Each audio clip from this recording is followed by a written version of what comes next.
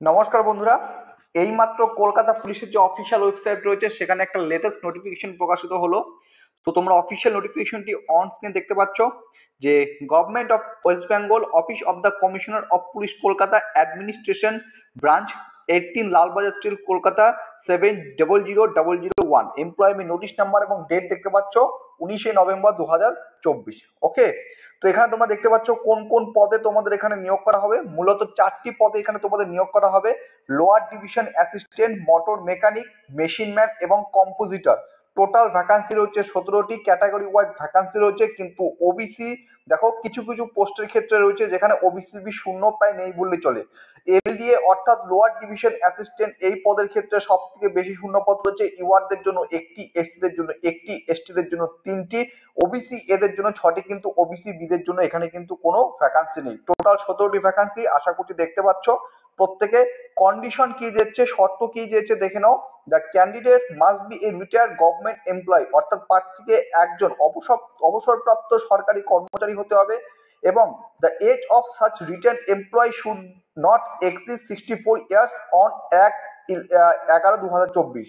অর্থাৎ তোমার যে বয়স, প্রার্থীকে অবশ্যই একজন অবসরপ্রাপ্ত সরকারি কর্মচারী হতে হবে এবং বয়স 64 বছরের বেশি হলে চলবে না, এবং তোমার যে বয়স সেটা কাউন্ট করা হবে 1 নভেম্বর 1 নভেম্বর 2024 এই তারিখ অনুযায়ী।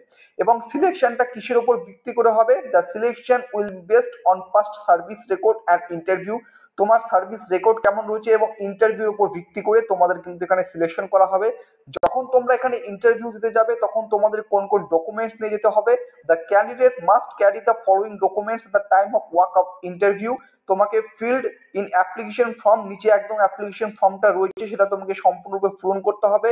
In the prescribe pro format to be downloaded from Kolkata পুলিশের অফিসিয়াল ওয়েবসাইট থেকে তোমাকে ডাউনলোড করতে হবে।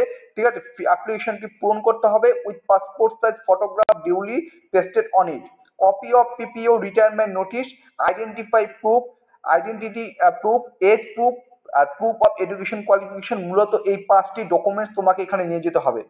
এবং তোমার ইন্টারভিউ কবে হবে এবং কত তারিখে হবে সেটাও এখানে উল্লেখিত করে দেওয়া রয়েছে। Date and place of work in interview 29 November 2024 এই নির্দিষ্ট তারিখে ইন্টারভিউ হবে ফ্রম 11 AM সকাল 11টা থেকে।